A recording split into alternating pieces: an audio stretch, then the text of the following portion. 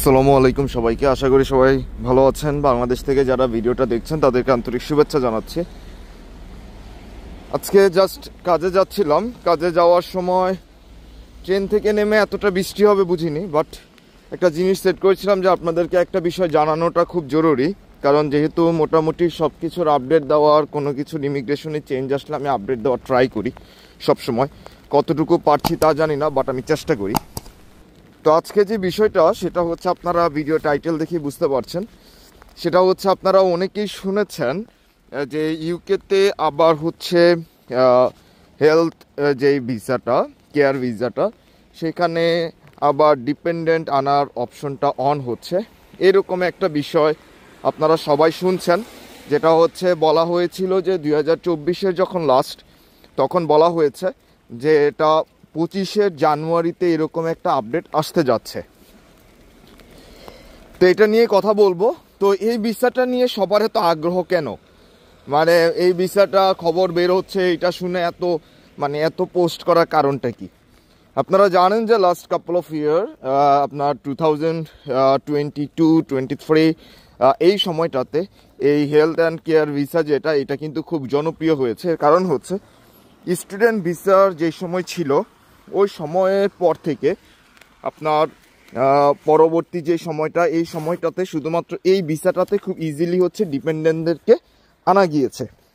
এর ফলে যেটা হয়েছে যে আপনার অনেক হচ্ছে ধরেন বিয়ে হয়নি, রিয়েল বিয়ে হয়নি, ফেক বিয়ে, তারপর হচ্ছে আপনার কন্ট্রাক্ট ম্যারেজ থেকে শুরু করে যে বিষয়গুলো বাংলাদেশে এত জনপ্রিয় হয়েছে, সব কিন্তু হয়েছে কিন্তু এই ভিসার মাধ্যমে। তা আপনারা মোটামুটি এটা সম্পর্কে অনেকেই জানেন যারা ইউকে নিয়ে খোঁজ খবর রাখেন। আসেন এবার কাজের কথায় আসি। কাজের কথা হচ্ছে, নতুন যে আপডেট আসতে চাচ্ছে, এটা ইউকের কোনো ওয়েবসাইট বা কোথাও কিন্তু আসে নাই যে এরকম একটা আপডেট আসতে যাচ্ছে। ইভেন ইউকেতে যেসব লয়াররা আছেন তারাও অনেকে জানেন না। তাহলে এই জিনিসটা ছড়াচ্ছে কারা? এই জিনিসটা ছড়াচ্ছেন তারাই যারা আসলে আপনার লাস্ট কিছুদিন, আপনার কিন্তু অনেকেই জানেন যে হেলথ এবং কেয়ার ভিসায় কিন্তু কোনো মানুষ বাংলাদেশ থেকে এখন আসতেছে না। এর কারণ হচ্ছে যে মানুষকে হচ্ছে ভুয়া কজ দিয়ে এখানে নিয়ে আসা হচ্ছে। ইউকেতে আসা হেলথ অ্যান্ড কেয়ার ভিসায় 100 জনের মধ্যে 10 জন ভালো আছে, 90 জনের অবস্থা খুবই খারাপ। এর কারণ হচ্ছে যারা এই কাজে অভিজ্ঞ না তাদেরকে নিয়ে আসা, প্লাস হচ্ছে ফেক কজ দেখানো, প্লাস হচ্ছে আপনার ফেক লাইসেন্স দিয়ে, লাইসেন্সের মাধ্যমে যেসব কোম্পানিগুলো খোলা হয়েছে তারাই আসলে এই ভিসাগুলো প্রচুর ছেড়েছে বাইরে থেকে মানুষ আনার জন্য। যারা আপনার এই বিষয়টা ছড়াচ্ছে, আপনারা দেখবেন কোনো অথেন্টিক সাইট থেকে এই ধরনের কোনো নিউজ আসতেছে বাংলাদেশের বিভিন্ন গ্রুপগুলো থেকে, সিলেটের কিছু গ্রুপ, বিভিন্ন অনেকে আছেন ইংলিশ নিয়ে হচ্ছে, ইংলিশের কয়েকটা গ্রুপ আছে যারা হচ্ছে ইংরেজিকে হচ্ছে করছে যে হ্যাঁ তারা আইএলসের জন্য রেডি করতেছে, এই করতেছে সেই করতেছে। আবার কিছু আছে ফেক মিডিয়া, তারা হচ্ছে এই জিনিসগুলো বেশি করতেছেন।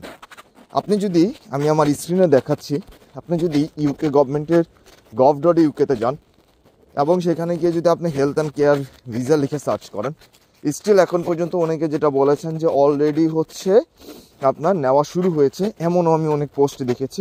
এই ভিডিওটা তাদের জন্য।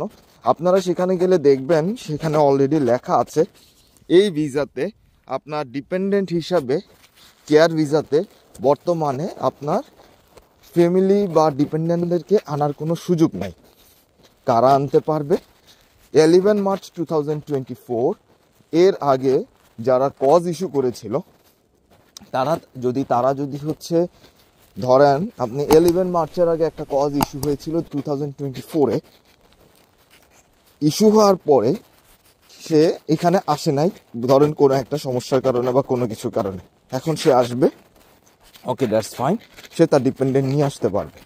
এখন এখানে যে 11 মার্চ 2024 লেখা, অনেকেই এই ওয়েবসাইটটাকে নিজের মতো করে বানিয়ে এটাকে 2025 করে দিচ্ছেন এবং বলতেছেন যে 11 মার্চ 2025-এর আগে যারা আসবে তারাই ডিপেন্ডেন্ট নিয়ে আসতে পারবে।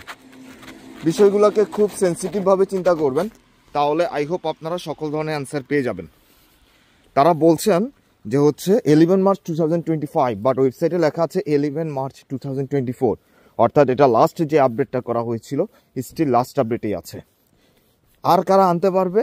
যারা ধরেন এই ভিসাতে প্রিভিয়াস ছিল, এখন তারা এই ভিসাটাকে এক্সটেন্ড করতে চাচ্ছে, তাহলে সে হচ্ছে তার ডিপেন্ডেন্টকে আনতে পারবে। ধরেন সে প্রিভিয়াসলি ডিপেন্ডেন্ট আনে নাই, সে আসছে 2023-তে, আসার পরে সে 2023 জানুয়ারিতে এসেছে, 2025 জানুয়ারিতে ধরেন সে 2 বছরের ভিসাতে এসেছিল, এখন সে 2025 জানুয়ারিতে এসে সে ভিসা এক্সটেন্ড করতে চাচ্ছে, তাহলে সে ডিপেন্ডেন্ট আনতে পারবে। এখন আবার ধরেন সে একটা কোম্পানিতে আসছে, এখন তার লাইসেন্স চলে গেছে, ধরেন সে 2024 ধরেন মার্চের আগে আসছে, ঠিক আছে, আয়সা সে হচ্ছে মানে যেহেতু তার কজটা ইস্যু হয়েছে মার্চের 12 তারিখে 2024 আগে তার কজটা ইস্যু হয়েছিল। এই ক্যাটাগরিতে যারা আছে তারা যাই করুক না কেন, ভিসা বাড়াক, ভিসা এক্সটেন্ড করুক বা যাই করুক না কেন, শুধুমাত্র এরাই ক্যাপাবল।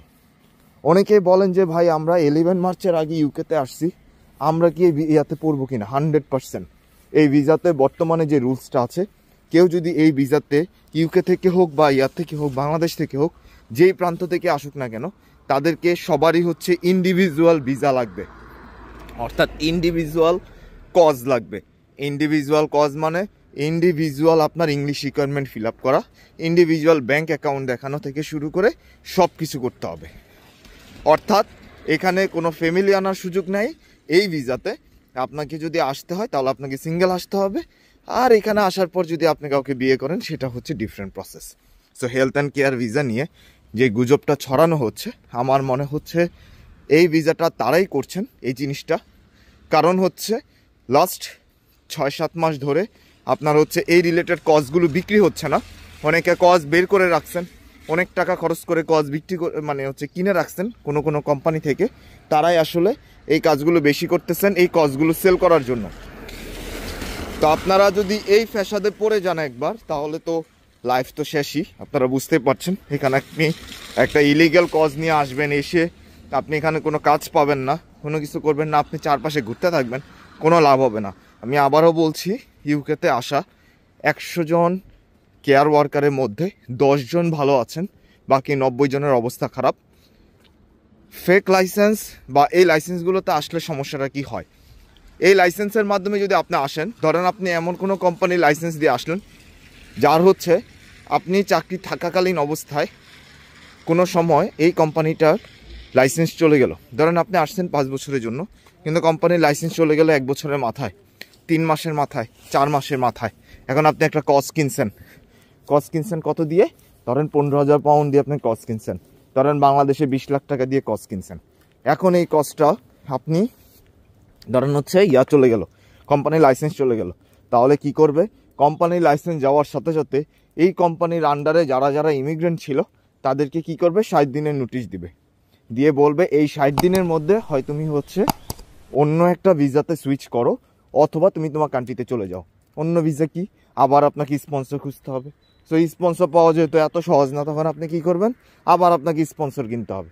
ওই কোম্পানির আবার যদি লাইসেন্স চলে যায় বা লাইসেন্স যদি যতদিন থাকে ততদিন আপনার সেফ, এখন আবার কিনবেন। এখন কথা হচ্ছে, যদি আপনি মনে করেন যে না, আপনি আপনার বাড়ি গাড়ি সম্পত্তি সব বিক্রি করে আপনি ইউকেতে আসবেন, যেমনি হোক আপনি আসবেন, যত লাগুক আপনি হচ্ছে বাংলাদেশ থেকে আইনা আপনি হচ্ছে এখানে সেটেল হবেন, সেটা হচ্ছে ভিন্ন বিষয়। বাট আমার ভিডিওগুলো হচ্ছে তাদের জন্য যারা হচ্ছে মধ্যবিত্ত, যাদের কাছে 1 লাখ টাকারই অনেক ভ্যালু, ঠিক আছে? আমার মনে হয় আপনারা আমার পয়েন্টগুলো বুঝতে পারছেন। তা আমি বারবার বলছি, এই ধরনের মানে যতক্ষণ পর্যন্ত ওয়েবসাইটে আপডেট না আসতেছে, যতক্ষণ পর্যন্ত অথেন্টিক ইনফরমেশন অথেন্টিক সাইট থেকে আপনি না পাচ্ছেন, উইথ গভর্নমেন্ট ওয়েবসাইটে যতদিন পর্যন্ত আপডেট না হচ্ছে, ততদিন পর্যন্ত কারো কোনো কথাই বিশ্বাস করবেন না। তবে মাঝে মাঝে অনেক কিছুরই আপডেট বিভিন্ন পত্রিকায় চলে আসে, আমরা এখন পর্যন্ত এই ধরনের কোনো আপডেট পাই নাই কোথাও যে এই ভিসাটা ওপেন হচ্ছে। বাট যেভাবে হচ্ছে নির্বাচিত যে সরকার আছে এখানে, যেভাবে হচ্ছে ইমিগ্রেন্টদেরকে টাইট করে ধরতেছে, কোনো প্রকার রুলস চেঞ্জ করতেছে না, বোঝা যাচ্ছে না কি হবে। তবে এমনও হইতে পারে যে নির্বাচন শেষের দিকে হয়তোবা যখন হচ্ছে তাদের নির্বাচনের কাছাকাছি সময় চলে আসবে, তখন যদি আবার কোনো পরিবর্তন আনে, সেটা হয়তোবা সবার জন্য উপকার হবে। ভালো থাকবেন সবাই, আসসালামু আলাইকুম।